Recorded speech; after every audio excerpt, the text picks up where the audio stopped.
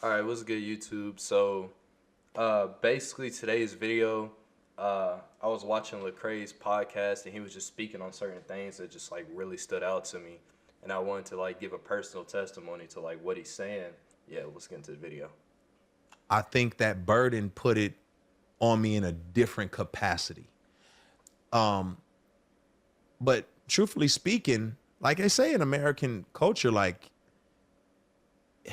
it's probably like 70 to 80, maybe somewhere between 80,000 and $100,000 a year. I think they say that's all you need to live a life of contentment. Like, like to be able to do all the things a multimillionaire can do, you can do them, just not at the same scale. Can you fly? You can fly. You can take a vacation. You can pay for, other like little services that you may need. You can get coffee. You can eat out at restaurants. You can do all the things, just not at the same scale as a multimillionaire. So it it it still puts you in a position to do a lot of things, but it's just that some of us are saying, no, I got to do it at that scale. Forget flying. I want to fly private, first class.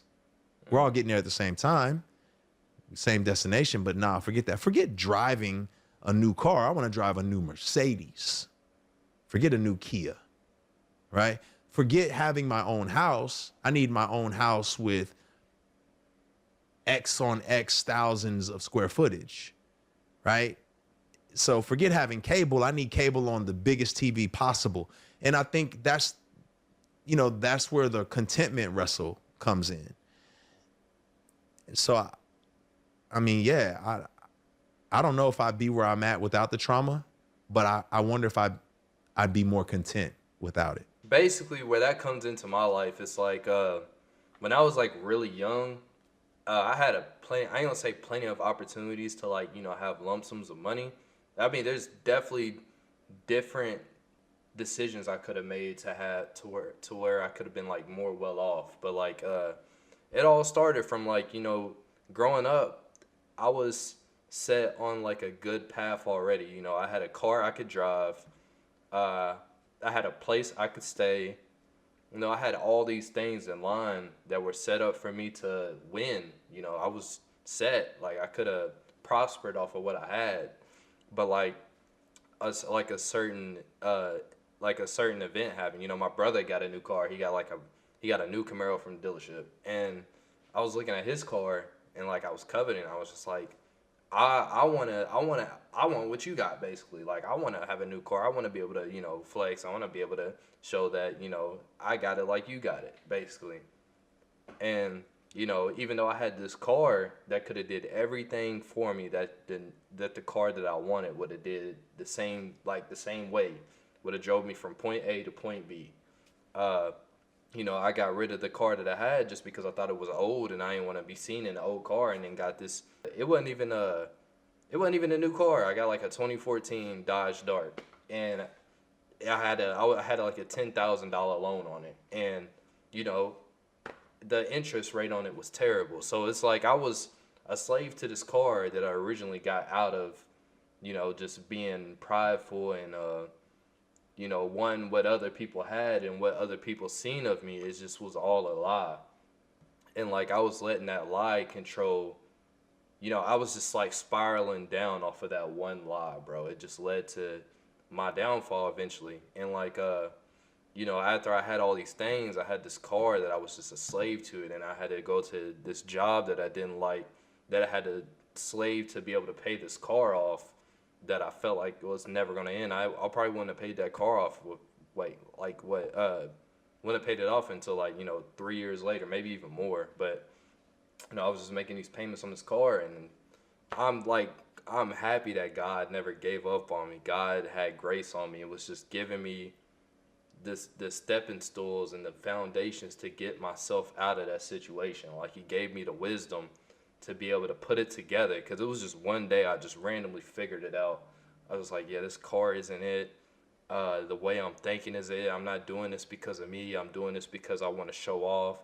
The car wasn't everything that I thought it was going to be. Like it just wasn't fulfilling, and it just led to misery, and just like I was just miserable, bro. I was just like, just in the place that I didn't want to be once everything just crashed, bruh. Also, I was like I was living in my house with my family, and when like I was so rebellious to my family to where it was like, I was like, you know what? I got prideful. I was like, you know what? I'm just gonna up and move out, and I was just gonna do everything by myself. It was like when I was 18, like maybe 18, 19. I was just fresh in, going out into the world. I was just like, I'm just gonna do it on my own. Moved out. I was good for like what 5, 6 months, and then I just was just really prideful and just forgot that God was providing for me. Like none of that was mine, and got to the point where I just crashed and burned, bro. I just lost it all, and went right back to square one. Something because it was put in front of me. It was about a new goal that wasn't even part of my initial goal being put in front of me. And what happens is when you hit it, you want it again. But maybe that's not what God called you to. Maybe you weren't called. Maybe that was the largest moment in the craft that you do will ever see. Can you be content with that? And I think a lot of us struggle there. Like it's tough. So young in my career, I reached this milestone that most people don't get to reach. And it's like, hey, are you okay if that's it? Like, are you okay if the highest peak happened for you in your career in terms of the way the world sees it? Are you good? It's not that God doesn't want to use you anymore. It's not that he doesn't want you to be faithful, but it's just that your faithfulness is not going to include you being there. Now, you can drive yourself to do that again, but that's not what God has called you to do in terms of stewarding what he's put in front of you. And so I say that to anybody out there. You want a promotion. I don't think it's sinful. I don't think it's wrong. You want the promotion, go after the promotion. But why do you want it? Do you want it because you want to advance in your career for the sake of providing for your family and providing some consistency and stability? Or do you want it because you're afraid that security will not be there for you and you don't trust God for security? So you're like, no, if I don't get this, I won't be secure. Well, let me tell you something. You won't be secure even after you get this. Right? Like, I've never hit a number financially that's made me feel like, okay, now I can rest. Never. And I'm fine. I'll be financially fine. My kids will be fine. But for whatever reason, I'm like, no, I'm not. I'm not good. I'm not good. Right. But if you want the promotion because you're trying to be a good steward, man, I'm just good at this. I enjoy this. I love this. I'm just trying to be faithful with what God's put in front of me. And well, God may open up those doors because of your faithfulness and your drive and your ambition. Those doors may open up for you to do those things that are amazing, but always be thinking about how God wants to use you in that particular area because it's not just for you. Right there, how that relates to my life, bro. It's like, so before I moved, and like I'm still working for the same company, like I work for Amazon, right? So, in this situation, I was telling y'all before about my car. So I went to Amazon to be able to pay for this car that I have to, that I have this loan on that I have to pay off or whatever. And like eventually, after being at Amazon for so long, I was just thinking like, I'm good at what I do. Like I'm really good at what I do. I don't think anybody's better than me in what I do. I think I should be promoted. I think I should go for a manager position. And being there, I was just like, trying to get it, and I was like, putting my all into getting this promotion, but like not once did I pray to God like, God, would you I didn't pray at all. Basically, I just didn't ask God if it was right for me to be promoted. I didn't pray to God that he gives me this promotion that I didn't put God first at all when it came to seeking this promotion. And when I didn't get it, what I did, I got prideful, and I just moved away and just worked somewhere else to where I thought I was gonna be able to provide for myself and reap the same benefits that a promotion would give me. And it turns out that I was wrong, bro. The first mistake I made in seeking that promotion is I did not put God first. Didn't put God first, and I didn't get the promotion. Not because I wasn't like, everybody in that building knew that I was suited for that specific need for that promotion. Not saying that out of pride, but it was like kind of obvious. Like it wasn't even me just seeing it from that perspective, but you know everybody else could see it too.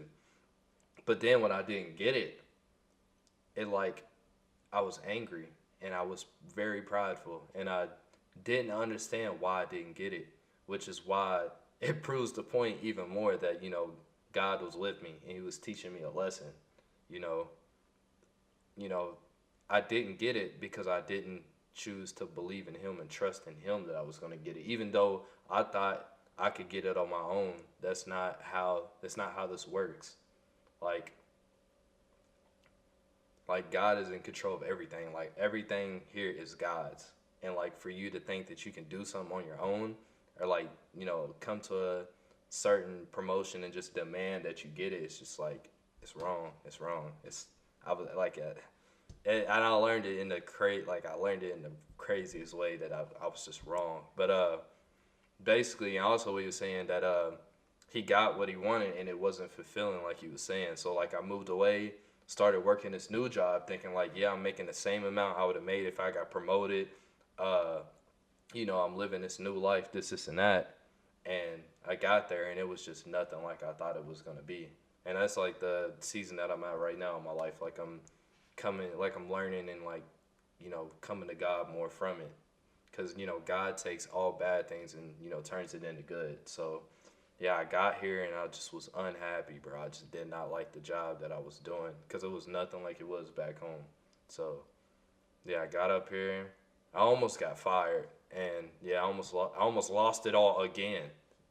But I put my trust in God, you know, cried out to God, believed in God, had my faith there, and just basically started living for God, bro. Like that's the only thing you can do, bro. You just gotta put God first and fulfill God's need and what God has in store for you, and everything else will fall into place. Like anything that's not of God is a lie, bro. And that's where the enemy comes in, bro. He like will take certain things and lie and twist it to where it falls into what you understand and what you think it's supposed to be. So yeah, and there's a lot of things I want to talk about too, about like lies and things of that nature, but that we're gonna save that for a different episode or a different video. But yeah, bro, basically this video I'm just want to sum it up, bro. Just like and I'm not even talking about like new believers. I'm talking about like for my fellow brothers and sisters, like Christians. It's like don't